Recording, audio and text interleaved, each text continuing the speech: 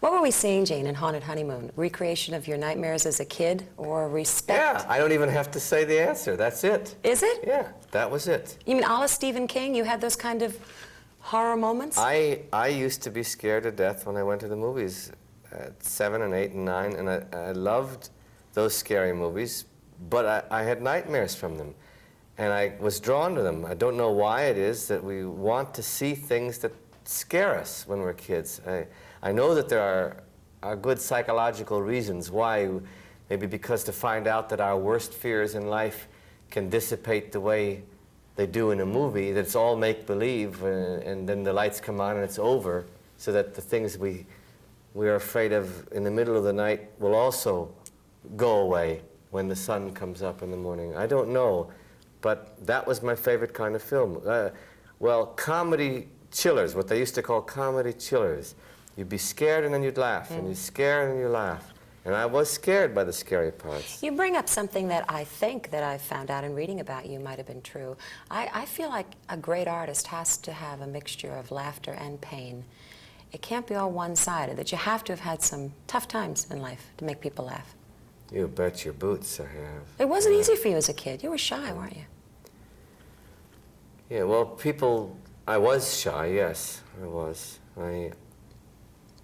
I guess I'm not so shy, but I get nervous if I had to do the Johnny Carson show or something.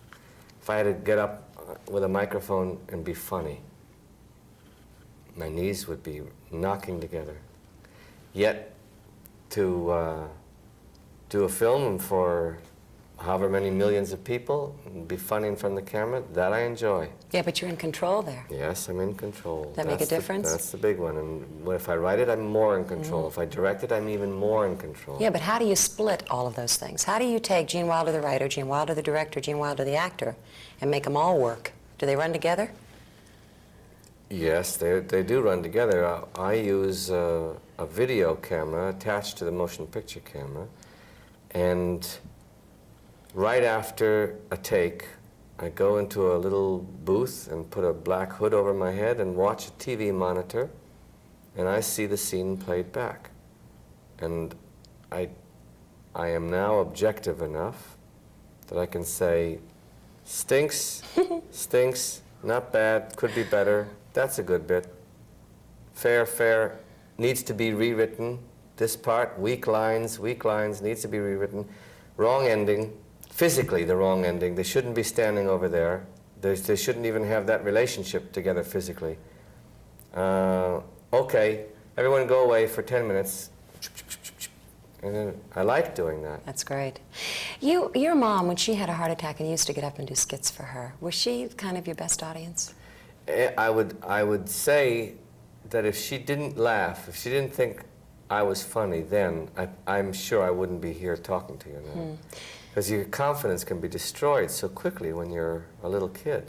You know, it seems to me you've had an awful lot of experiences that might have given you a sense of people and emotions. I mean, to go to a military academy in Hollywood, and then from there to the University of Iowa, and then to the Old Vic in Bristol, and then to work in Valley Forge at a hospital caring for those that had psychological problems. I mean, all those experiences got to bring an awful lot to your talent.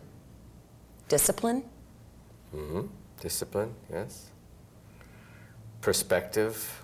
A lot of times, I remember I was at the Actors Studio for many years, and for whatever the reason, that would be too long to go into now, but it seemed that people who had been to lots of places before they got there did better than the people who just came fresh from the country and were untouched, came into Strasbourg at the Actors Studio. Started to talk as Ethel Barrymore. And I turned around, I looked at him, and I couldn't believe what I was hearing, because it wasn't being done like a comedian doing a joke. He was really talking as this woman. And I said, if I ever do this, write this film, will you act the part? And he blushed and he covered his mouth and he said, if I don't chicken out, I will. And so my writing partner and I, Terry Marsh, and I wrote the film, and I asked Dom to do it, and he did. And it had to be him. It wouldn't have made the same sense. The logic of the illogic made great sense to me. During the day, it's wonderful, because you're husband and wife, and you're working together. That part I like. At night, I'd like her to be telling me about the experiences she had that were different from what I had. And I would tell her, or we'd play cards, or whatever. But as an actor, she's worried about, was I really okay? Was I funny in that scene? Did my nose look too funny? Does my chin look too pointy?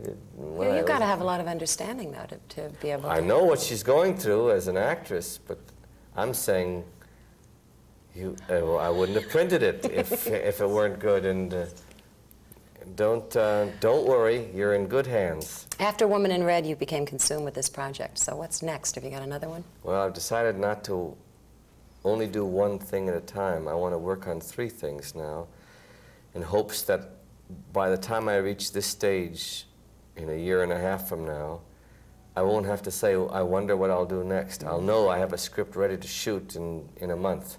That's what I want to do. Well, I'm really glad that you keep working, because you bring us lots of joy. Thanks, you, Gene. Lovely meeting you. Lovely to meet you. Thank you.